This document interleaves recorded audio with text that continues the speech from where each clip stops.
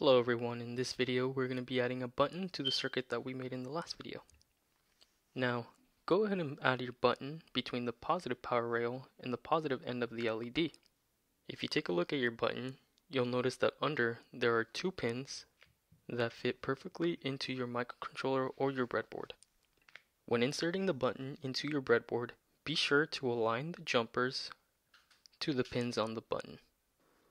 As you can see in the video, I connected the button to the positive power rail using the red male-to-male jumper cable and added another male-to-male jumper cable to connect the button to the negative end of the LED, or the shorter end.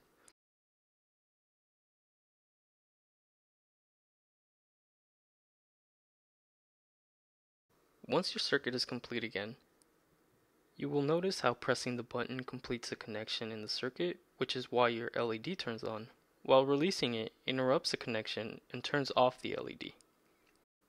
Congratulations on finishing the activity, and thank you for watching.